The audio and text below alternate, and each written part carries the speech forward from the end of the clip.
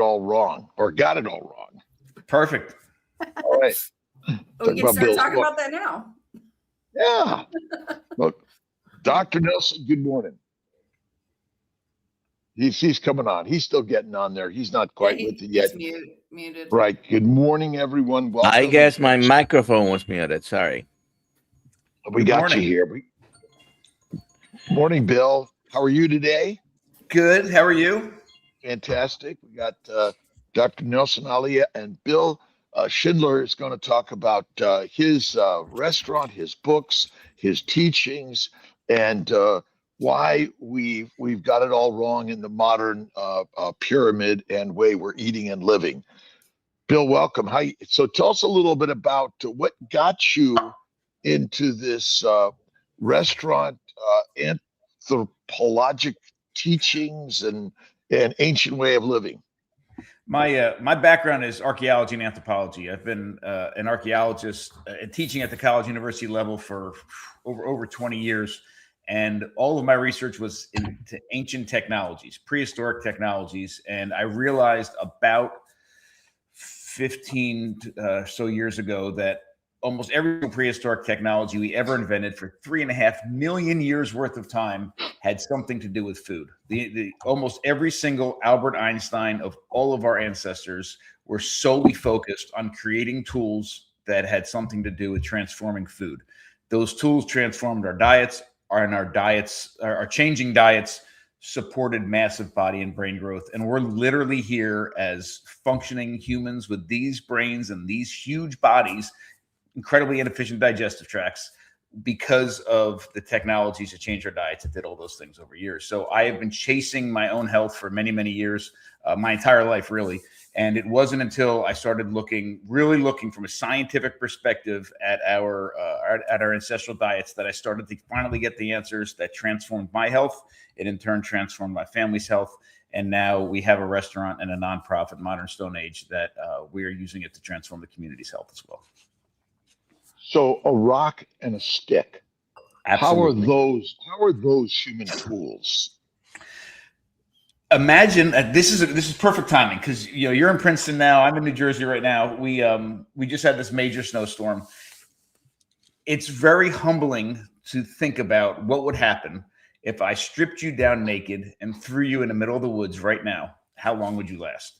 I mean, to be fully honest, we humans have no physical business living in Maryland or in New Jersey or in America or in most parts of the world. I mean, we can't survive without some sort of a technology, right?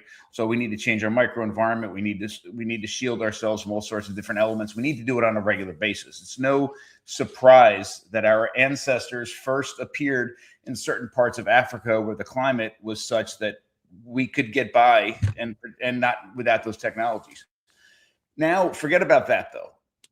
Even if you were, fully aware of every single edible plant in the world and all the animal behavior patterns of all the animals in your area, all of these things, imagine if I said, feed yourself with no technologies whatsoever. You would be fully restricted to what you have, right? Your nails, your teeth, your muscles, your eyesight, your speed or lack of speed, your inability to fly, your inability to dig in the ground. The reality is we cannot feed ourselves.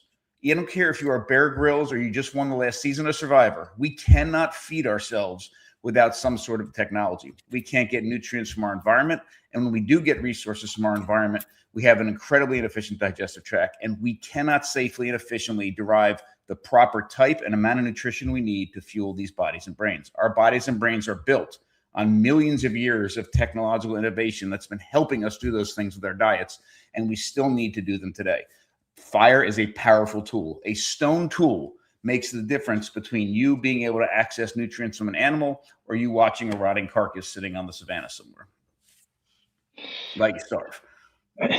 So what was the reason and or benefit of how we evolved from whatever we ate in the Stone Age or pre-Stone Age to what we're eating today over the last how many hundreds of thousands of years? What do you mean reason? Well, okay. So meaning that did something happen that that what did we eat before we ate mostly the plants that they're delivering to us in the supermarket? So first off, before we had any technologies whatsoever, you have to imagine our bodies and brains are about the third the size as they are today. So our nutritional requirements were much, much, much lower.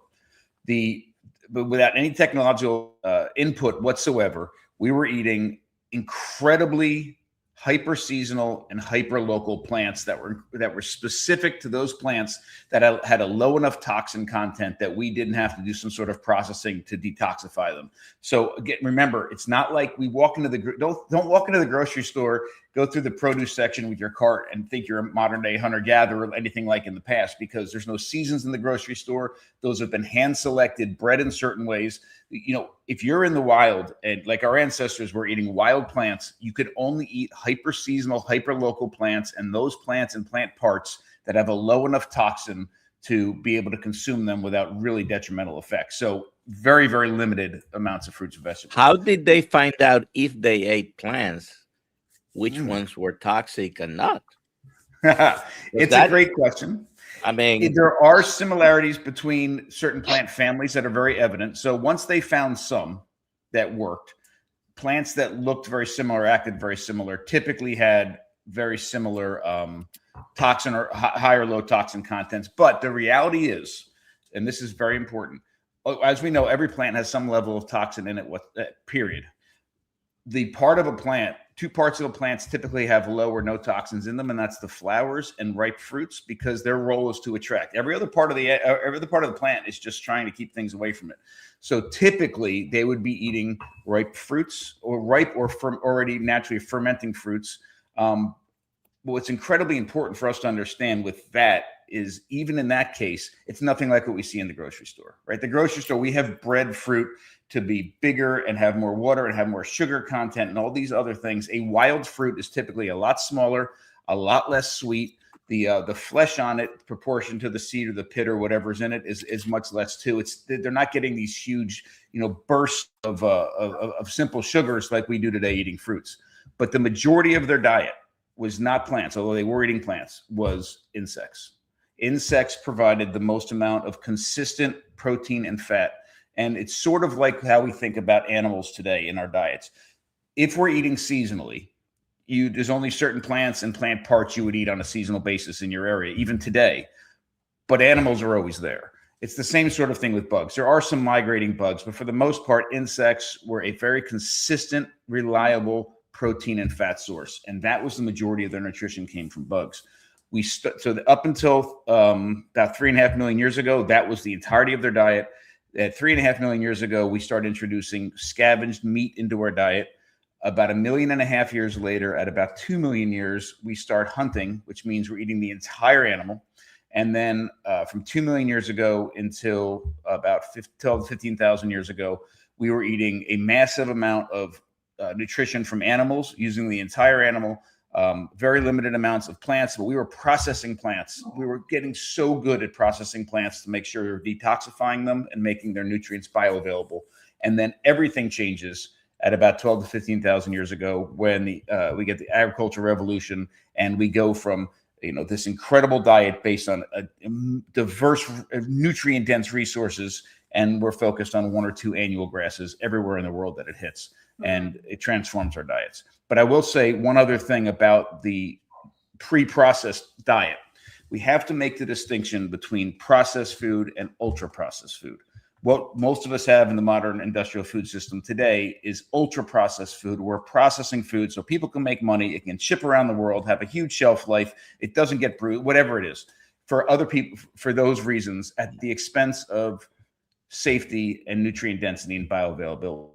Don't confuse that with food processing. We have been processing our resources, our food in our diets for 3.5 million years. And it is because of that processing focused on making food safe, nutrient dense, and bioavailable. It is because of those acts that we were able to create a diet that supported this massive body and brain growth.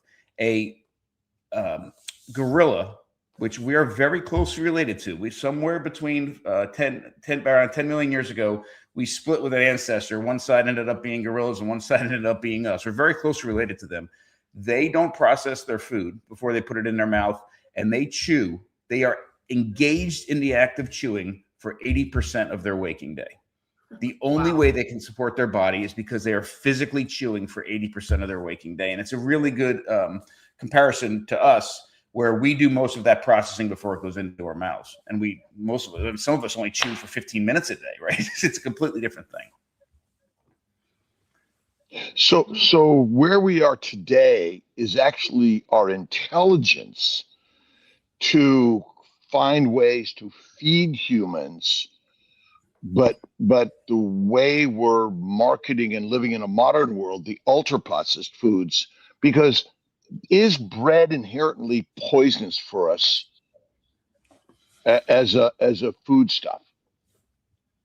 No, this is a dangerous question you're asking me now. This is where, when I love having this conversation. So first of all, thank you for the platform and the opportunity to talk about it. As you can tell, I'm incredibly passionate about it. When we talk about food and diet, and we give each other nutritional advice, I don't care if it's coming from a nutritionist or a doctor or your parent or your neighbor, we don't go deep enough. Even if we have incredibly good intentions, we say, okay, don't eat bread, don't eat cheese, don't eat this, do eat this. Well, those food categories are meaningless, because the way that they're made, the way that they're processed makes all the difference. Now, is there a nutritional requirement for bread in the human diet? Absolutely not. But we have evidence for at least 8,000 years of bread production in our dietary past. And the bread production and the impact of bread on our diets for thousands of years is nowhere near what the impact of bread in our diets today is. And have we changed a little bit? Well, there's not from a major stance. We still have the same digestive tract, the same body size, the same brain size. But what's changed is the bread, right? The bread has changed the way we're doing it. So from almost 8,000 years ago until the mid-1800s, every single loaf of bread baked anywhere in the world was 100% sourdough. It was by default. Bacteria and yeast occur side by side in nature. They're both attracted to carbohydrates. And if you're rising bread with wild yeast, the bacteria is doing work right alongside of it. And what happens is, in the mid-1800s, Louis Pasteur, who I am convinced tanked our food system. We celebrate him in the schools, but he tanked our food system. He was trying to figure out for the beer industry how to separate yeast from bacteria and just keep yeast going in a lab, so you could have the yeast fermentation, which creates carbon dioxide when you're making bread, and it creates alcohol when you're making beer. So you just keep this yeast alive and not have the worry about the bacteria. And when he did that, he transformed the bread industry and the alcohol industry as well. A few years later, the Fleischmann brothers figured out how to keep the yeast going in a lab in a commercial sense. And now every single bit of Fleischmann's yeast that you get at the grocery store is a result of what was happening in the mid-1800s. And almost every loaf of bread around the world today is made with commercial yeast that's kept going in a lab. And it's been separated from its natural partner, the bacteria that makes sourdough. Two completely different foods. There's no nutritional requirement for bread in the human diet. There are a lot of cultural, emotional, religious, and other requirements for bread in our diets that we do have to pay attention to. But if we're going to include bread in our diet, a loaf of wild, long fermented sourdough bread is a completely different food, and your body reacts differently to it than a loaf of Wonder Bread that you get at the grocery store. A whole grain horse bread, and the properly prepared and removing the shell of the wheat chaff. You remember that was done.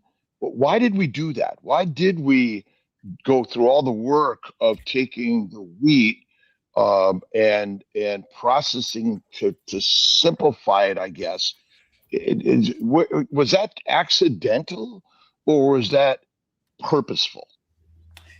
Two things. The first one is, when we think about how and why bread and grains entered our diets, there's a lot of new exciting research coming out right now that suggests that, first off, the switch from a hunter-gatherer lifestyle, which was not this incredibly brutish. I mean, when you think about our hunter-gatherer ancestors, actually, can I do a sidebar for 30 seconds? It's worth it. I promise. Your time here, Bill. Please make sure I get back to the grains. I think this is a very important story. what I 10 years ago this year, the show I did for National Geographic, The Great Human Race, aired.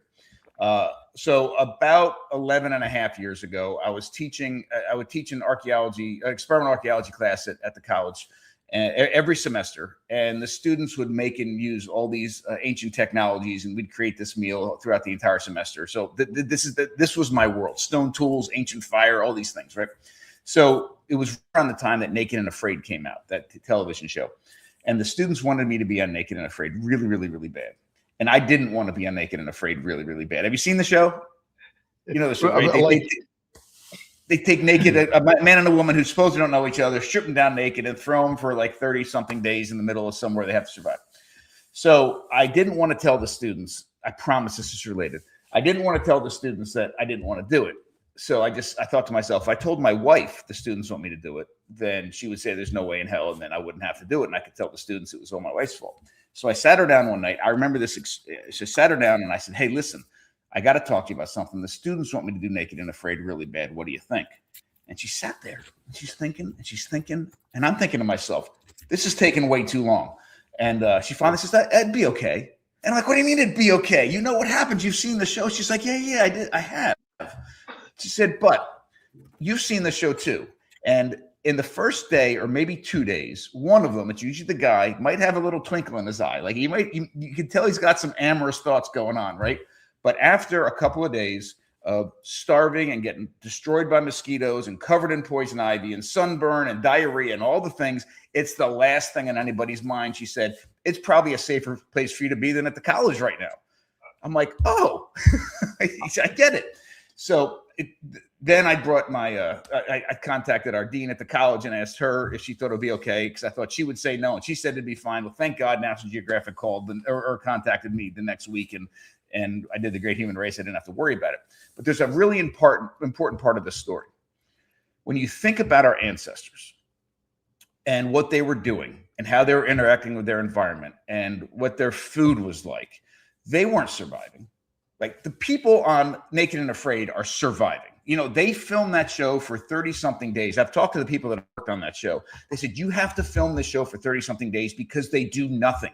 If you need 42 minutes worth of content on a television show with them doing nothing, then you need to film them for 30-something days, 24 hours a day. They don't do anything. They're trying to conserve energy. They're trying to survive. So our ancestors, two things are happening with our ancestors. One is our populations for most of our prehistory were increasing, and our bodies and our brains were getting bigger, right? We weren't surviving. Surviving populations at best just get by, but they typically don't have babies, and those babies typically don't have babies, at least most of the time. Subsisting, right, means you're staying the same. So that means you're doing okay. Your bodies are staying the same. You're doing just good enough to get by. You're having some babies just to keep the population the same. Our ancestors were not subsisting either. Our ancestors were crushing it. They were doing so incredibly good at developing new ways of getting incredible nutrition from the environment and turning it into something that their bodies could do something with, that our populations rose, our bodies got bigger, and our brains got bigger. So with that said, we were doing great as hunter-gatherers. With this, back to your bread question, this switch to agriculture, right? One of the questions, why? Like we take agriculture and this monocropping and grains in our diet for granted. And we do it mostly with machines now. The switch to agriculture 12 to 15,000 years ago meant people were working harder than they ever did for less return. Why the hell would they do that? Especially for a loaf of bread. I don't care how good the bread is. Nobody works that hard for bread. The current thinking is, and a lot of evidence is suggesting they were doing it for alcohol. People will work that hard for alcohol. The idea that the switch was first for alcohol and bread came after. Beer came first, bread came second. So they were doing it. What's that? Beer and bread. Beer and bread. So the idea is this.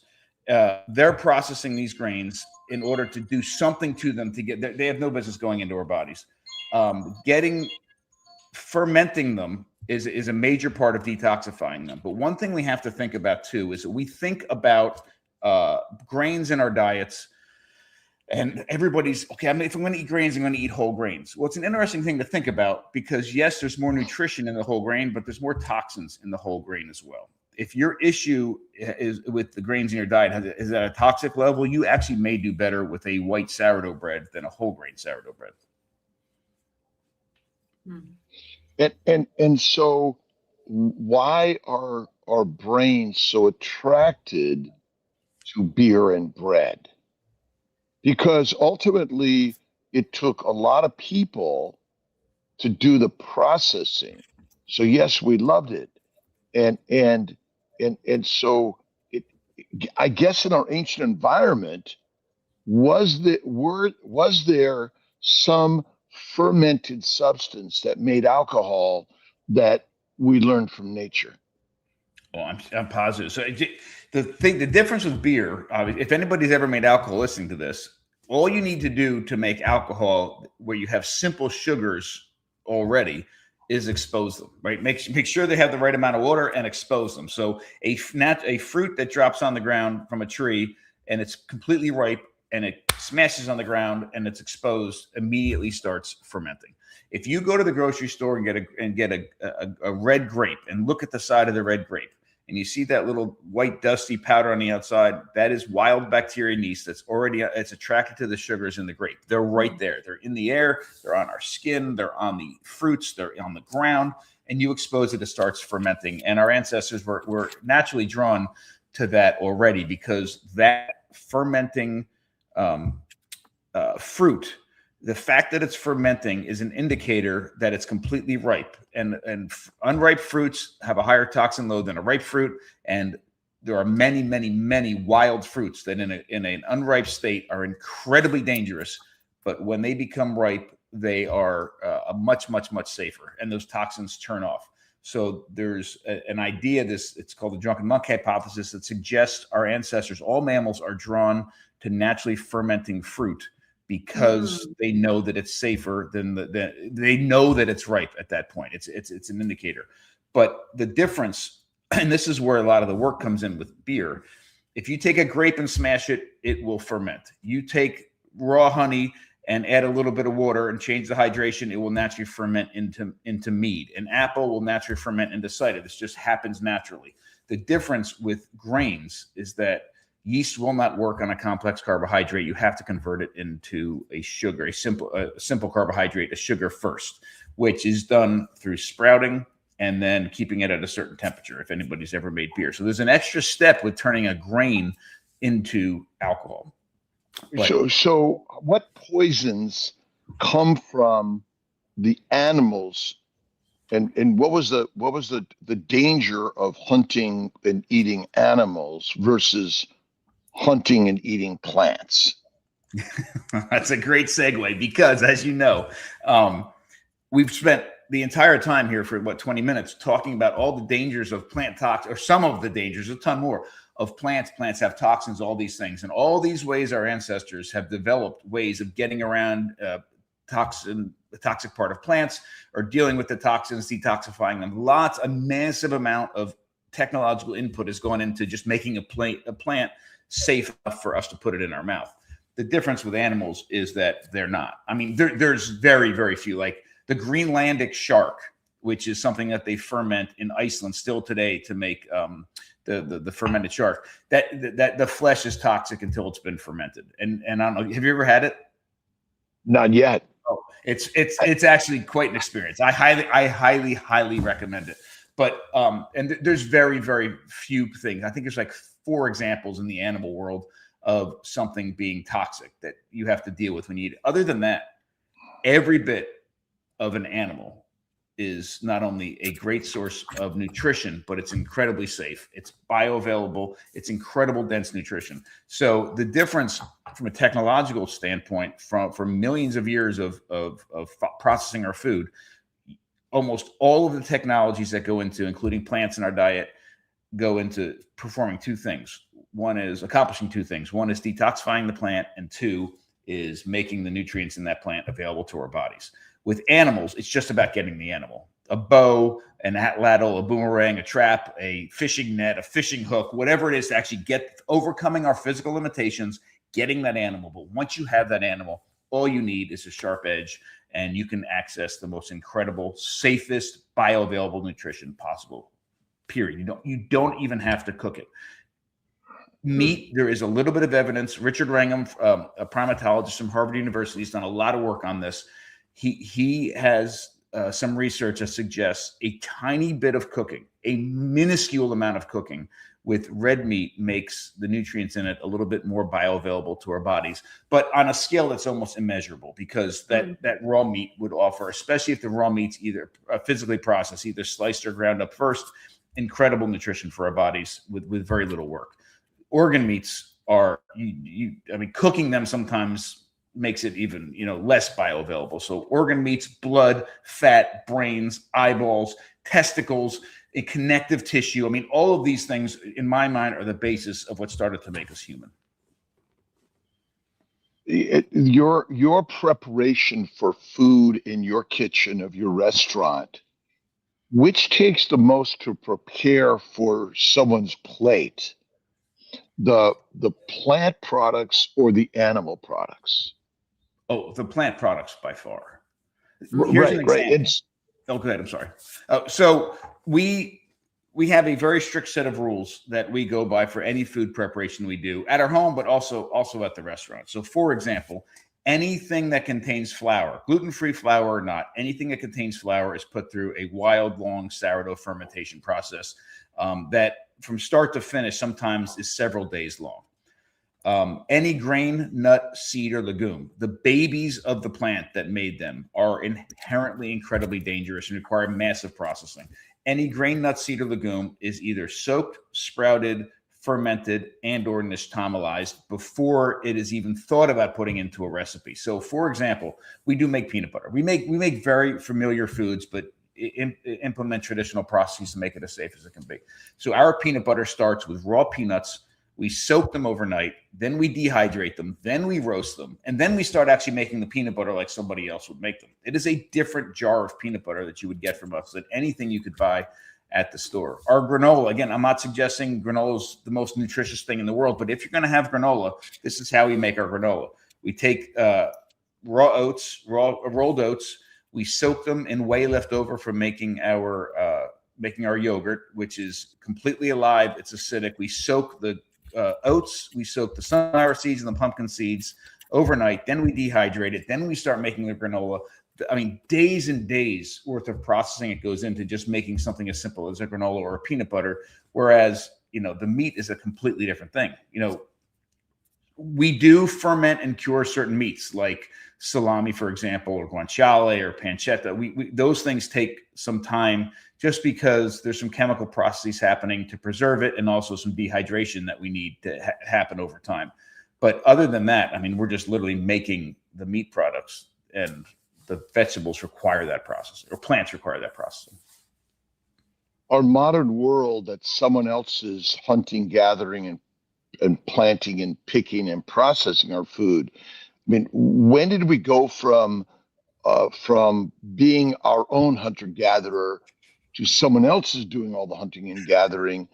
And it is really that part of the problem, because our body, our brain still, if food's available, we want to eat as much as we can. And now there's more time to eat, less time to, we don't have any time to prepare because someone's already done it. The first part of the step you're referring to, or that going down that path, begins at the agricultural revolution. Prior to that, there are some differences when we look at hunter-gatherer groups, whether they're clans or tribes or what have you. We do see some distinction between different responsibilities and males and females and kids and adults. I mean, there are a little bit of differences certainly in there, but everybody in the group is engaged in the act of accessing the resources and also processing that into a food that goes into our mouth. So at most, there's like one link in the food chain, like somebody in your family or somebody is getting something that's a part of your diet. When we switch from that to agriculturals, that's transformed. Right now, for the first time ever, We have some people in a much larger community. Some people are working really, really hard to feed other people, and there's a lot of people that are in that community that are the way we talk about it in school, right? The way we learned about it was they're freed from the responsibilities of having to get their own food and can go do these other things and can become poets and playwrights and artists and all these other things, which is wonderful. Those are very important things. But the downside of that system is there's a major part of the population that is no longer engaged with getting their food or processing their food or dealing with their food. And that food chain starts to become longer. And we become distanced from that and the knowledge about our food and where it comes from. And this continues to progress over thousands of years. And then finally at about, the Industrial Revolution, I think, is the next major point in our food past, when we have a shift where a whole lot more people become distanced from their food. So we go from hunter-gatherers to, at the beginning of agricultural roots, to food producers, right? We're producing food for the first time in fields or what have you. And then at the Industrial Revolution, many of us become food consumers, right? We have no stake in our food, where it comes from, how it's getting to us. We just go and buy it because we are now engaged in, factory systems and working in a different way. And we can't be bothered by that aspect, that incredibly important part of our lives, how we feed ourselves, how we feed our families, how we feed our kids.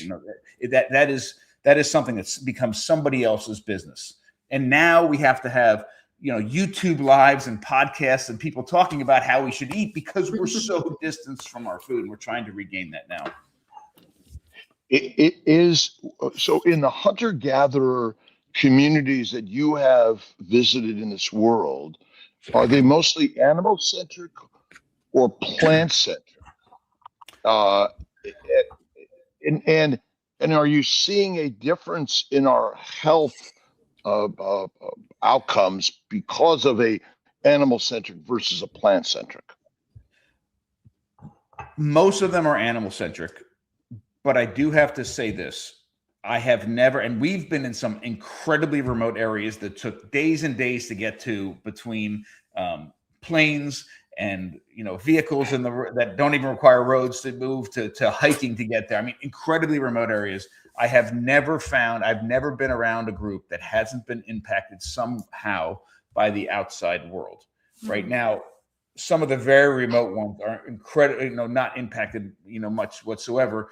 When I was in the Altiplano of Bolivia, we were at 16,000 feet. We were in literally the middle of nowhere. It is one of the only group. I was with this small family, beautiful, amazing family. We were doing potato research on how to detoxify potatoes.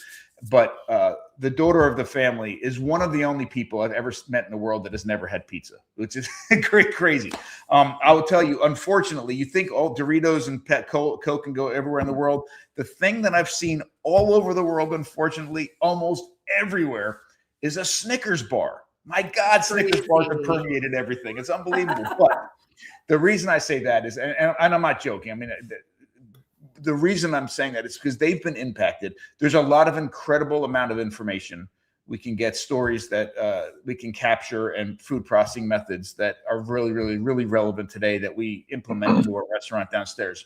But they have been pushed from incredibly fertile, lands teeming with wild game to really marginal lands in almost every case. I mean, the same, it should be no surprise that almost every major city in this world has a massive amount of archaeological deposits underneath it, because it was a great place to be. As a hunter-gatherer, it was a great place to be. As an early agriculturalist, it's a great place to have a city and have trades coming up rivers and the boats and all these things. So, as cities expanded, and then the suburbs expanded and all these things expanded, these people got pushed and pushed and pushed and pushed and pushed, no matter where you are in the world, to really marginal lands. And whether they're focused on animals or focused on plants or a combination of both, they are doing it at a level that is much more difficult to do than it was when they, thousands of years ago, when they were living in the best place to do those things. But that said, the healthiest people I have ever spent time with in the world are, now I say this, I'm not a medical doctor, and I didn't take any blood from them and, get samples and all this. Just by being able to see them and interact with them, see what they look like, their stature, their muscle tone, their fat on their bodies or lack of it, their, how white their eyes were, how broad their smiles were, just those kind of things. When you just look at somebody and know, oh my God, this is the perfect human form. This is the perfect human, this is the way we were meant to be. Was with the Samburu warriors in Kenya, where we were there because they drink blood and milk every single day, twice a day. That is the mainstay of their diet. And they eat I actually think they eat I don't want to say no, but I never saw a vegetable consumed the entire time that I was with them. Blood and milk is the basis of their diet. They actually don't even eat that much meat because they look at both blood and milk as a renewable resource from the cows or whatever animals, typically it's cows, that they're getting it from. They take a little bit of blood, a little bit of milk. They let the animals replenish that, and they get the next batch from a different cow. When they kill the cow, they have one big meal, and that's it. They're done, right? But when an animal dies, they will absolutely consume it. But they're the healthiest people I've ever met. I mean, we're having these conversations about sourdough bread and how to detoxify cabbage, and at the same time, that's the healthiest humans I've ever seen in my life. Where have you seen the most unhealthy humans in your life, and what is their diet? Nobody has ever asked me that question.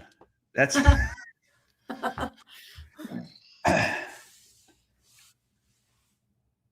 this country, I would say, and I hate to say it that way, but there's a moment that makes me, and it isn't just this country. I mean, there's places in Mexico right now that are, the obesity rate is climbing at a level that is something that is surpassing what's happening in the U.S. Parts of Europe as well, certainly. But when I was writing my book, I was on sabbatical, and the family and I lived in Ireland. And I remember it was this one moment, and it's not the fact that we were in Ireland. It's just we happened to be in Ireland, and friends of ours were coming from the U.S., and we went to the airport in Dublin to pick them up. And we're standing in the airport, and you're in Dublin, and with Ryanair, you can get anywhere from Ireland for like $59. I mean, it's unbelievable. So there's flights coming in from all over the world, and we're sitting here and we're waiting for our friends to come from the U.S.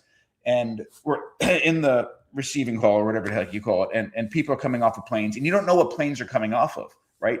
But we're watching them. And we're just physically looking at the people coming off the plane. And I'm not talking about a mass amount of people from all the world are coming in. Forget skin color, forget dress, any of that, because it's such a mix of people that didn't mean anything. I'm just looking at them coming, and you knew exactly what the entire family said. Oh, the plane from America just landed, because we saw them walking in comparison to the rest of the world. I would say it's the U.S. And I would like to blame it simply on because of the diets that we're eating, and we're sedentary and all those things. And that's true, but there's a larger underlying problem. And the larger underlying problem is our food chain is this long. We do not, most people eating, whether it's at a restaurant or even if you're cooking it in your home, don't know anybody involved in that entire food chain. They don't know anybody that's any of those links of the food chain. They don't know the person that raised the plants, tended the fields, harvested, processed the food, put it on the truck, drove the truck, unloaded the truck, put it on the shelf. I mean, we don't even talk to the cash register, person at the cash register anymore, because it's all automated.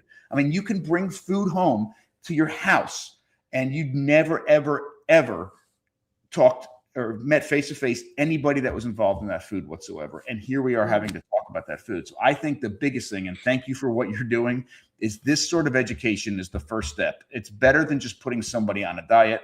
It's talking about the food and letting people have some insight into that food chain. Yeah, it's interesting. You go to the airports, and there are just huge lines of carts moving people. Mm-hmm. And so, it's wheelchairs. And you go back 20 years ago, that didn't exist.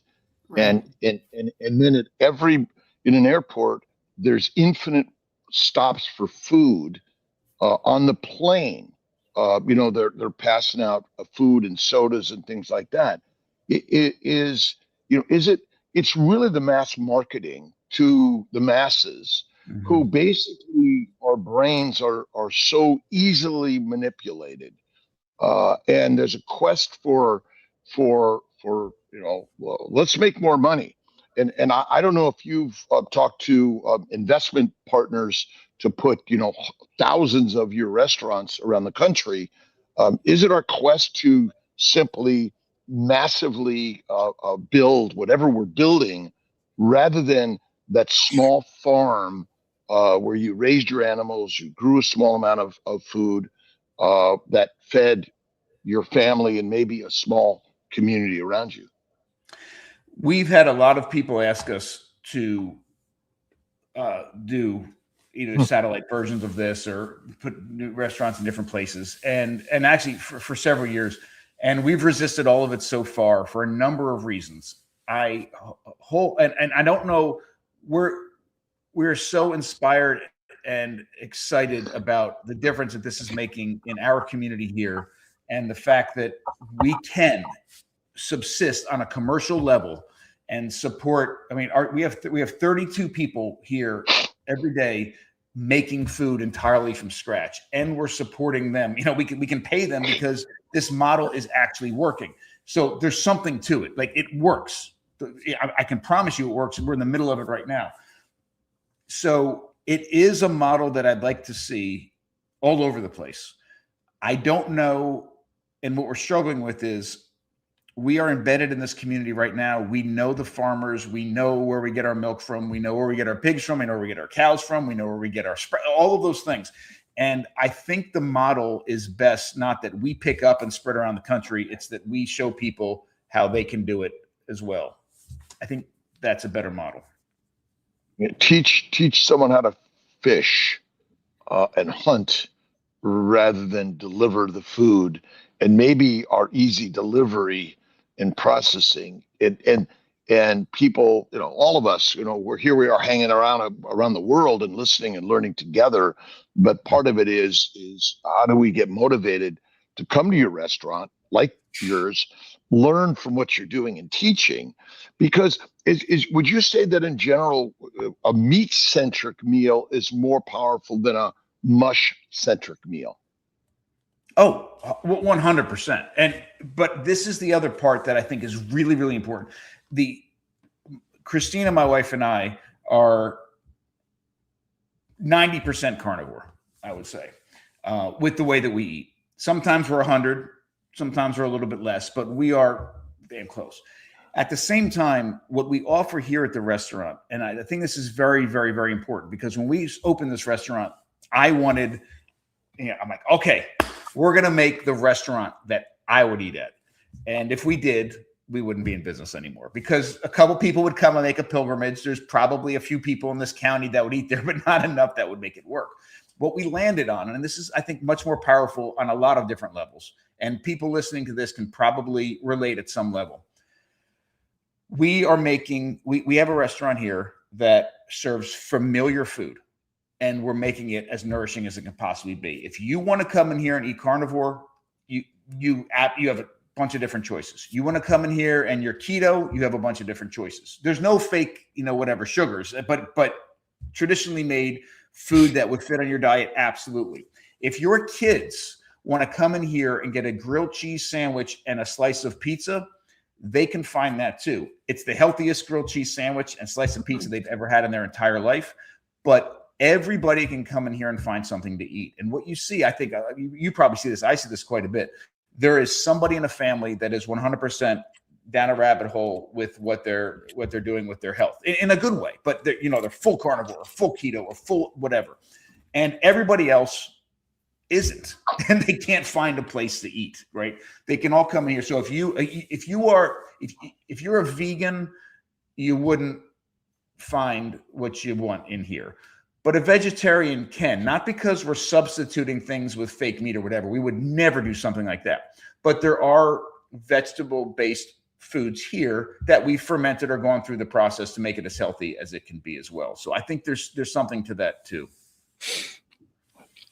And tell us a little bit about what you've seen around the world in socialization and community, a communion around our food, our meals. and maybe how our modern world of snacking all the time and quick meals and you know you don't know the food and you don't know the people serving it. It's a great point. I just actually we posted a blog post yesterday about the importance of the kitchen table, or the table, right? And you know, one thing I like to say, and we said it in here all the time, is one of the best problems to have is a table that's too small, right? Because so many incredible things happen around that table. If you're doing it right, it's where you get, you know, nourished from a nutritional sense. But as we've talked about before, and one thing that I mention all the time is to be fully nourished as a human, you need to meet or exceed simultaneously your nutritional needs, your cultural needs, your emotional needs, your, some people, political needs, for some people, religious needs, and the list can go on and on and on and on. And to be fully nourished as human, because food is so embedded in everything that we do and everything that we are. And it's one of the most sensual acts that we as humans engage in. All of our senses are firing at the same time. It is a very important part of every time we put food into our mouth. It is a very important part of our experience, literally being on this planet. It's expressing who we are. It's reinforcing all of these things. I mean, it's so incredibly important beyond how much fat and protein is in that bite of food.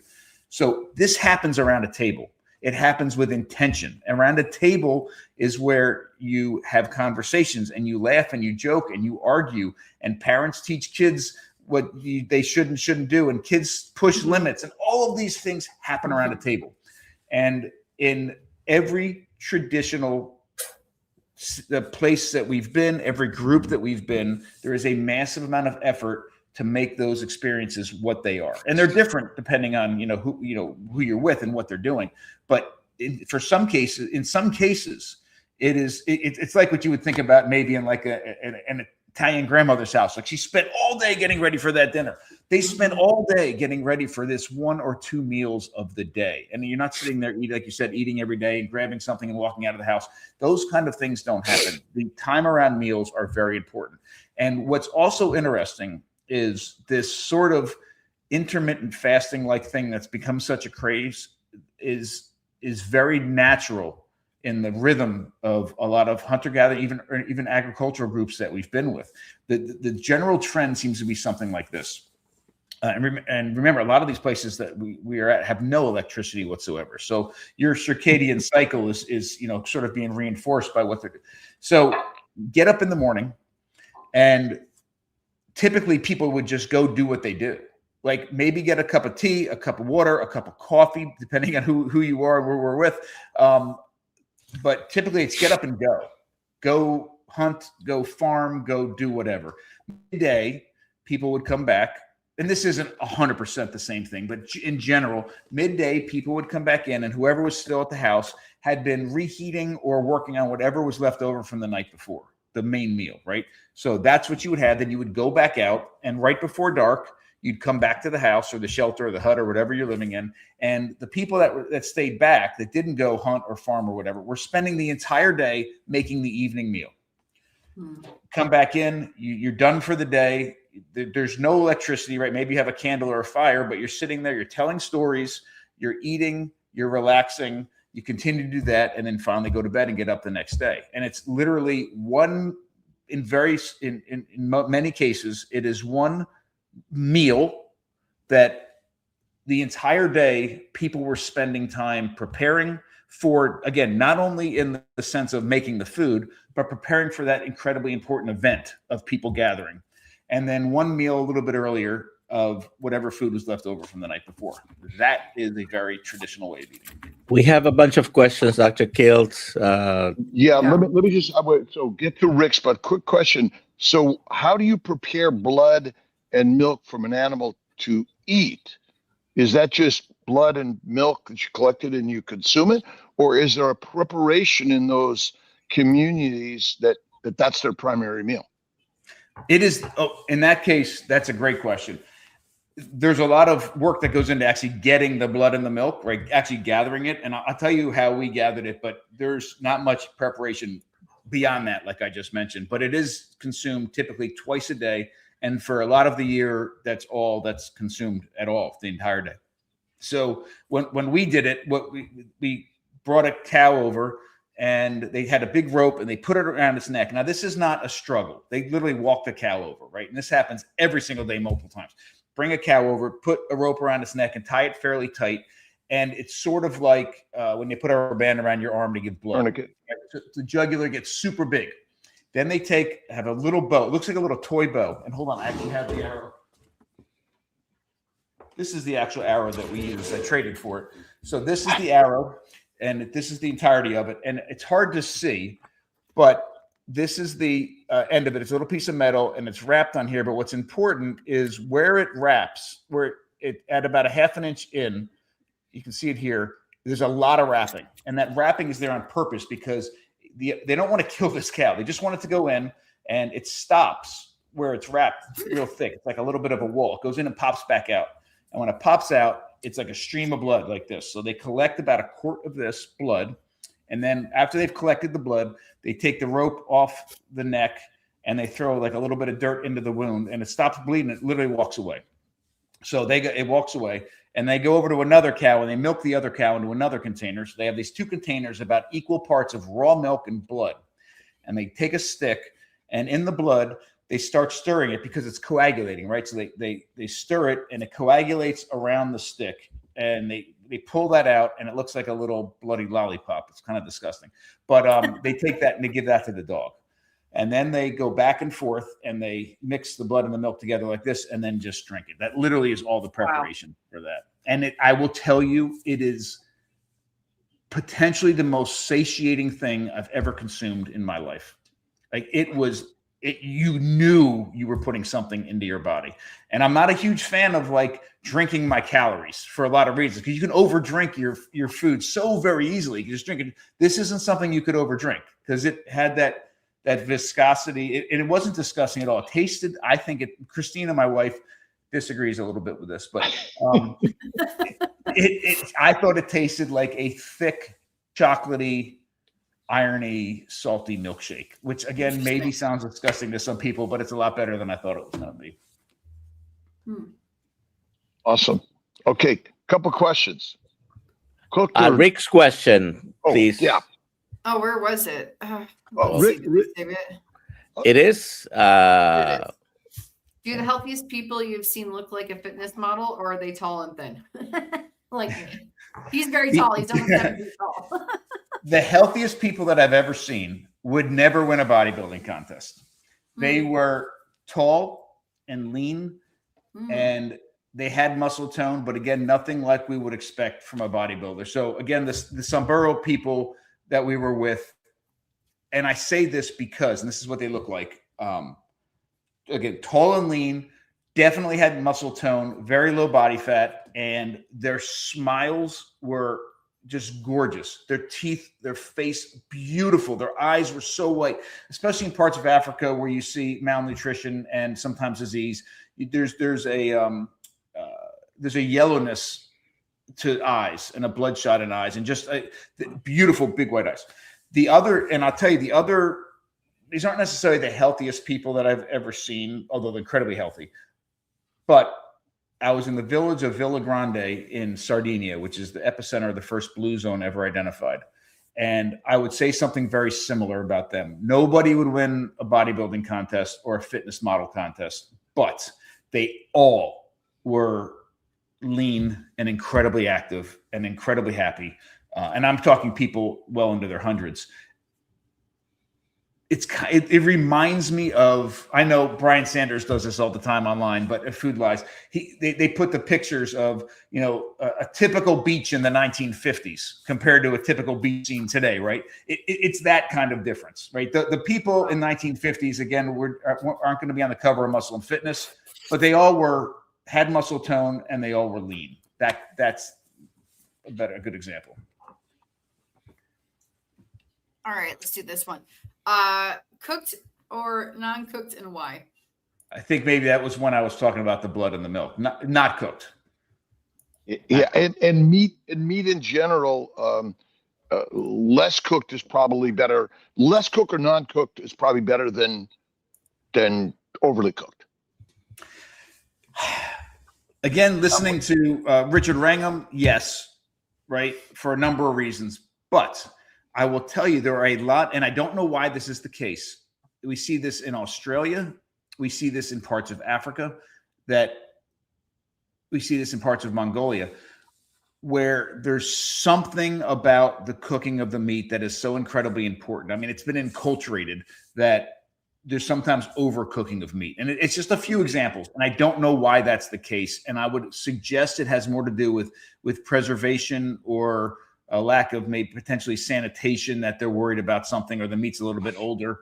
But fresh meat, again, according to Richard Wrangham, and I wholeheartedly believe in this, if I gave you a hunk of raw red meat, and we were able to track how hard your body had to work to get all the nutrients out of that meat, like you're sitting there and you're chewing it and chewing it and chewing it, and then your digestive tract is working, how much energy did it take for you to get a certain amount of nutrition from that?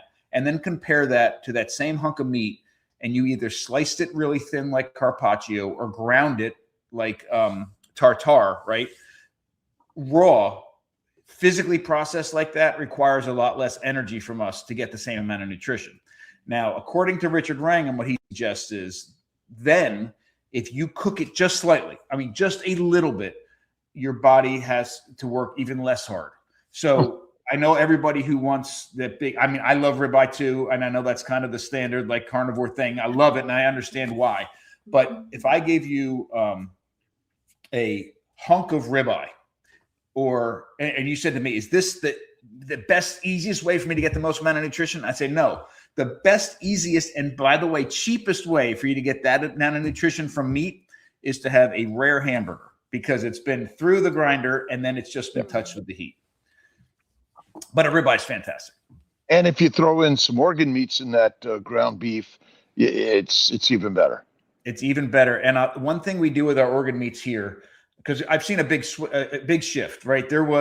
People were just eating meat for so long and didn't even want to talk about organ meats. And then you have like certain celebrity personalities that are focusing just on organ meats and eating like 3 pounds of raw bull testicles online, and everybody's loving this, right? And everybody's then eating massive amounts of organ meats. Neither of those things are ancestrally correct. No organ meats is not ancestrally correct, and nothing but organ meats is not correct either. What's the answer? So our answer to this was, and this is based on a lot of, again, work with hunter-gatherer groups.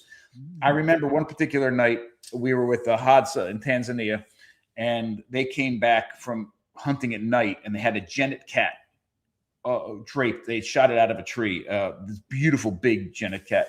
And they took it off, and I said, how are we going to prepare this? Are we going to eat it? It's like, no. We always wait to eat the meat with the entire group, but we have to eat the organs now. I said, okay. So we're sitting there, we're eating the organs. And I was wondering after the fact, a cat is a predator, and I don't know how much I'm supposed to be eating the liver of a predator, but we did it anyhow. So we ate the entirety.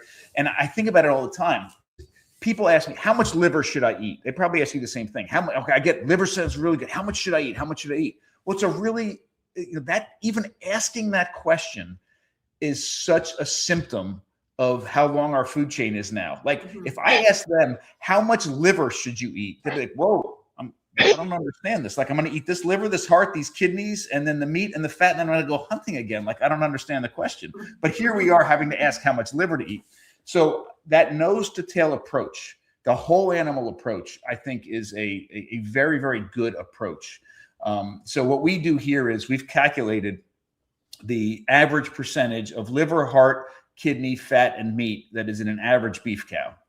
And that's our ancestral blend, right? So if you eat our hot dog, our hamburger, our meatballs, our chili, whatever it is, it has the same percentage of liver, heart, kidney, meat, and fat that you would find in that animal. And I would, if I could get spleen and other things, I would put that in as well, but we can't easily get those things.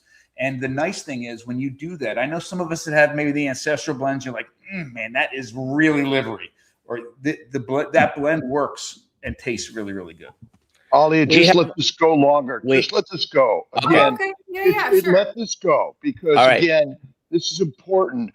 But it's interesting. Someone says, ask him about his book. Yeah. So like everyone says, well, you shouldn't eat too much polar bear liver, as if any of us are hunting and killing and eating a polar bear liver. I mean, it's like the dumbest thing in the world. I don't think you should do it, but I don't think I'm ever going to have the chance to even think about it. I mean, no way. What was your question, Dr. Nelson? His book, or The Eat book- Like a Human. little bit about your book. That book, so Eat Like a Human, was a book that we weren't even think. It was, I wrote that book because everything that I've learned on how to feed my family, I wanted to share that information. I wanted to share not only how to take raw resources from our environment, whether it is grains of wheat or liver, whatever it is, and how to use ancestral and traditional approaches to transform them into the safest, most nourishing foods possible on the planet. And what I did, we wrote this book because not only does it has a bunch of recipes in it. It's not a cookbook, but it is, right? It has like 75 recipes in it, but it has all the anthropological and archaeological information that goes into understanding these aspects of the food. What's cool, and I didn't realize it at the time, is just because of a number of circumstances, including COVID, we were launching this restaurant right around the time that the book was releasing. And we didn't know what we were doing. It just kind of happened. So that was the template for everything we did at the restaurant as well. So those recipes in that book not only work at a home level, but we've scaled them and they're working at the commercial level as well. So it's loaded with stories. It's loaded with, a lot of the stuff we talked about today. I opened the book with our experience consuming the blood and the milk with the Samburo, and you get to meet incredible people and family from around the world that we've spent times with and learned from. And your restaurant is where, and what is it your food fare for humanity? So the restaurant is located in Chestertown, Maryland. It's on the eastern shore of Maryland, a beautiful little rural pocket right here. The Delmarva Peninsula between the Chesapeake Bay and the Atlantic Ocean. It's a cute little historic town. We're only about an hour and 15 minutes from DC, about an hour and a half from Philadelphia, and about 2.5 or so hours from New York City. So we're in this beautiful little pocket, but it's pretty easy to get to us. We are open 7 days a week. And like I mentioned earlier, no matter what your dietary approach is, no matter what your food allergies or preferences are, you can find something to eat here. And I promise you, there's no two ingredients put together outside of our walls. We make everything entirely from scratch using these ancestral principles.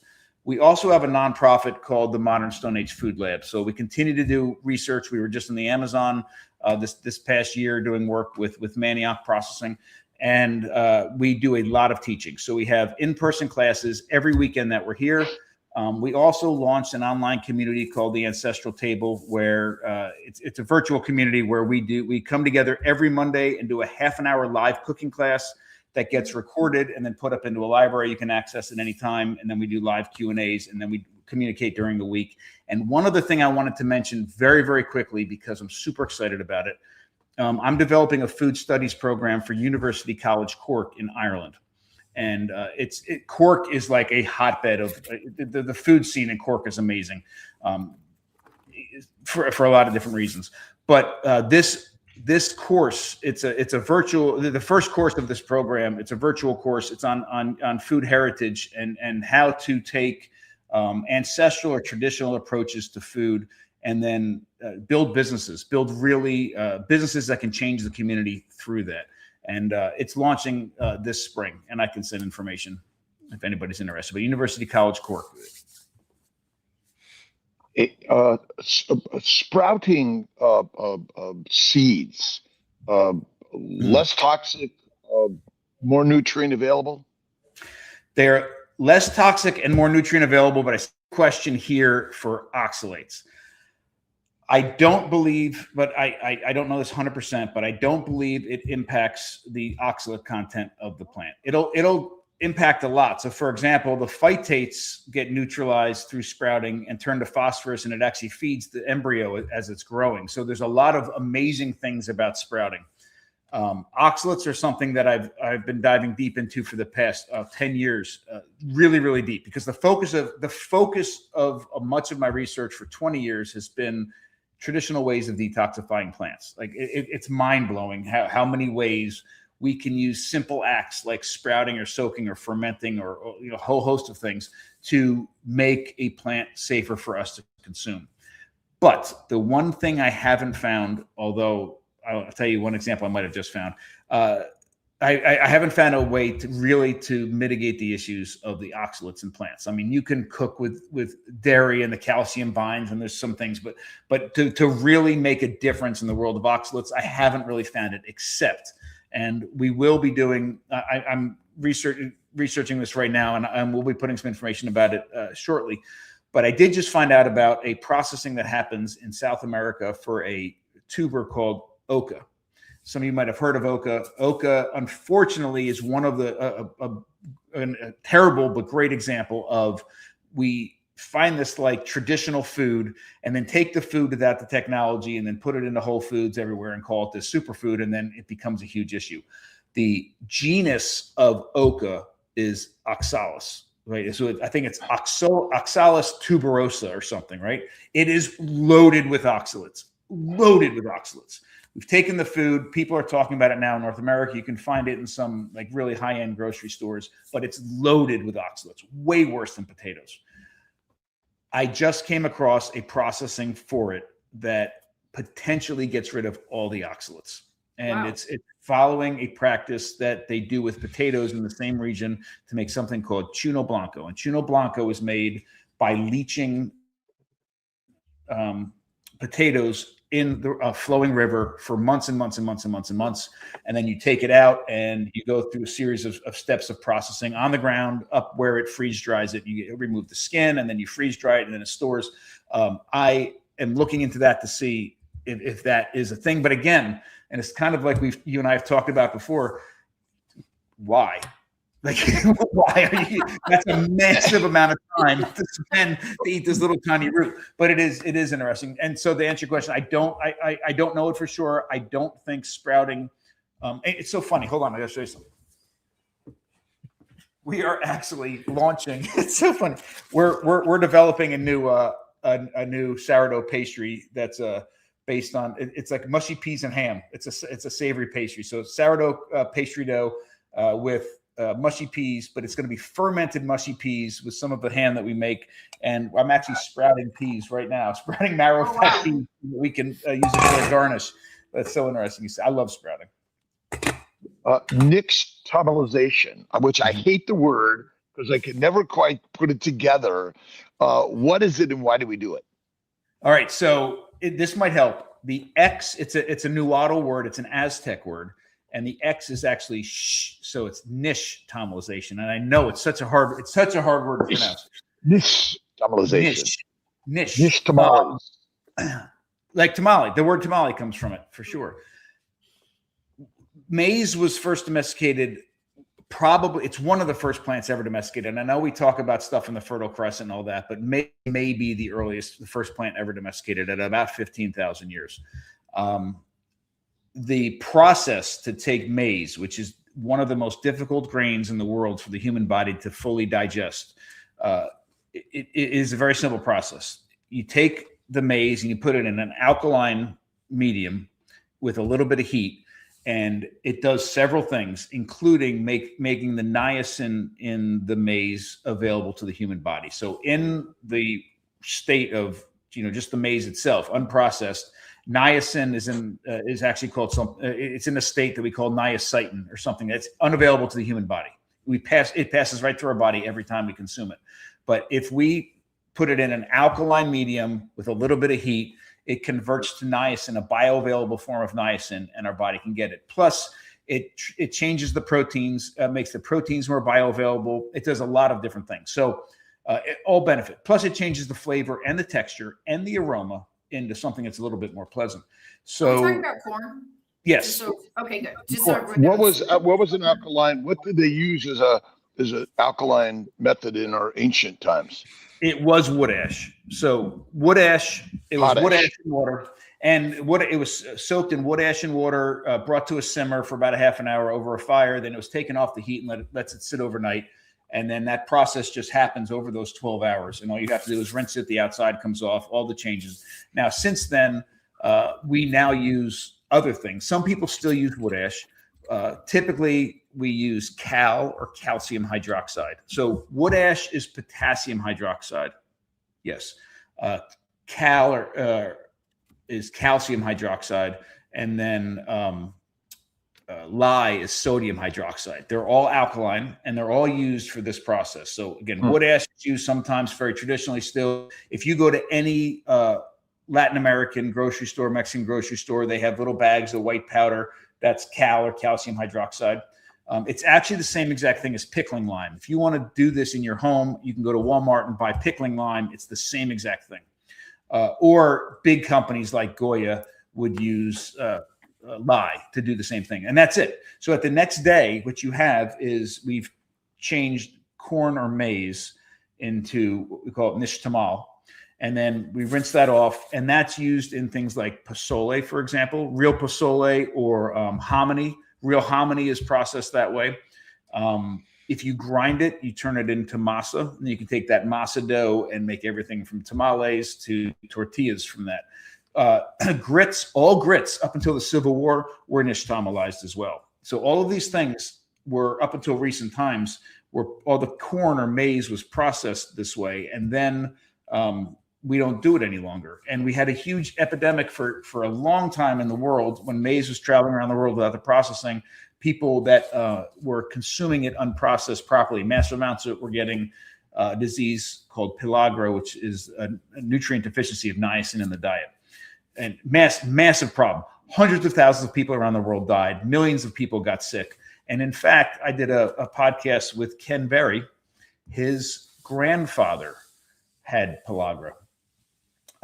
And it ended up having devastating effects from that as well. And it is up until the the 1920s and 1930s, it was a huge issue in the American Southeast until we figured out what that issue was, even as recently as then. Dr. Nelson. Have you ever been to Puerto Rico or any Caribbean island and studied the native indigenous Tainos? I'm Puerto Rican, about a fifth Taino. I haven't. I've been there. In fact, I was in Puerto Rico for Society for American Archaeology conference many years ago. But unfortunately, I didn't have an opportunity to learn from anybody there. We were only there for a few days, but I would love to. One last question, and we'll close it up for the day. Alia, Dr. Sure. Nelson. Which question should we ask? Let's see. How about this one? There is a thing in the news now about freezing sourdough bread to lower the glycemic index. Is that still something you recommend for your long fermented sourdough? 100%. I'm so glad you said this. So there's a lot of benefits of that natural, long, wild fermentation process. Now, number one, you have to make sure it's real sourdough because there's no regulation on sourdough in this country whatsoever. You can call Is there any real sourdough in the stores? It's rare, and this is what you need to look for. So the best thing to do is make it yourself. The second best thing to do is get it from a bakery where you can actually talk to the baker and find out what they're doing. But if you go to sourdough, this is the trick. If you go to the grocery store and look for the sourdough, look at the back of it. Doesn't matter what the label says. It doesn't matter if it's in the deli section where the other bread is. It doesn't matter if it's brown paper. It doesn't matter if it's more expensive and it says sourdough. None of that matters. Turn it over. If it says anything sour on it, if it says lactic acid as an ingredient, citric acid as an ingredient, or acetic acid as an ingredient, which is also vinegar. Sometimes it'll say vinegar. I guarantee you it is not sourdough.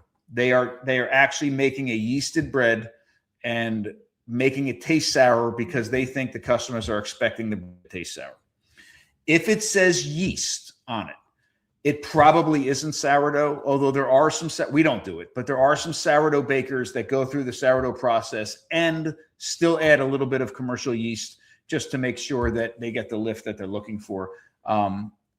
It's probably not sourdough. Those are your big light bulb. This is not something that I want to put into my body. Our definition, so a definition of sourdough that most people that know what they're talking about would say is that this bread has been made through a combination of bacterial fermentation and yeast fermentation. The only thing the yeast does in bread making is create the carbon dioxide for it to make it rise. The bacteria are responsible for all the good things. The bacteria is responsible for detoxifying the grains. It's responsible for breaking down the gluten back into its individual amino acids. It's responsible for the flavors. It's responsible for the aroma. It's responsible for all the amazing things other than lifting up the bread. So that would be most people's definition. Our definition goes one step further.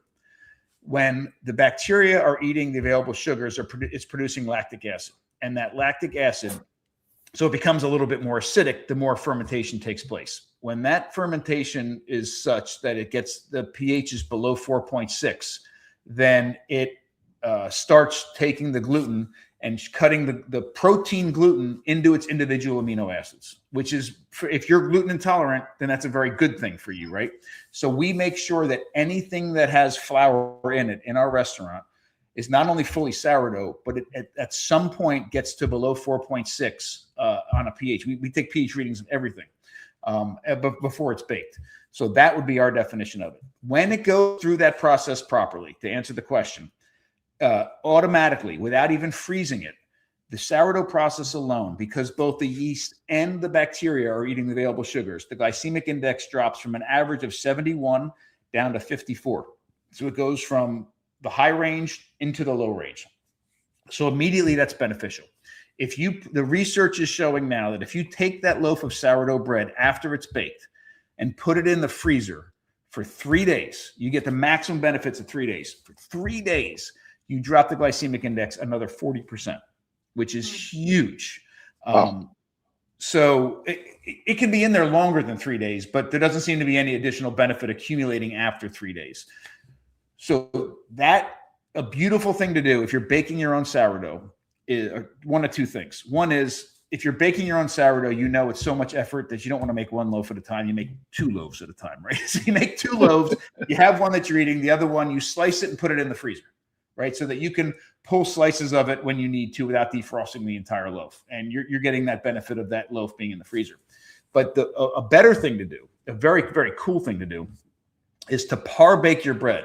So bake it just until the crust starts to turn brown. So the inside's cooked, the crust is set up on the outside, but it isn't like finished yet. So like 10 minutes before the end of the bake, so par baking it, pull it out, let it freeze, let it cool, and then put it in the freezer. And what you do is, when you want that bread, pull that bread out and stick it back directly from the freezer into a hot oven, 400 degrees, whatever, hot oven, and let it sit in there for 10 or 15 minutes. And what happens is the inside thaws and warms, and the crust finishes developing on the outside. And what you have on demand, literally on demand, is it's like a freshly baked loaf of bread on demand, but it went through that process of freezing and that higher and that lower glycemic index. And serve it with equal amounts of really good salted raw butter. 100% raw fermented butter. And yes, fermented butter. There is a word in Danish. I forget the word, and even if I remembered it, I couldn't pronounce it. It translates to tooth butter. Remember this every time that you eat a slice of bread with butter. You should have enough butter on that bread that when you bite into it, it leaves marks of your teeth in the butter. Mm-hmm. That should be the goal.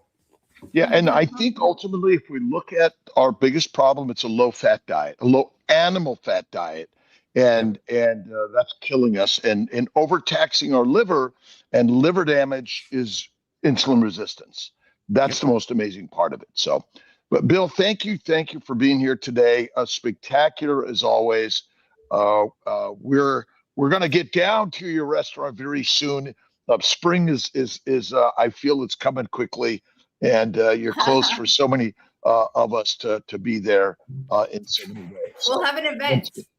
Please, we would love to. We would love to host you. We'll do something super cool. All right. Congratulations, CB Carmack. CB. Congratulations, CB. Email me, alia@drkiltz.com. CB coach got his diploma and here got the award. So I think we should get him a Bill Schindler's book. So awesome. Put that on the list. He deserves that. Perfect. All right, everyone. All right. All right. Thank you all. Have a great Bill. day. All right, we'll see you 3 soon. p.m.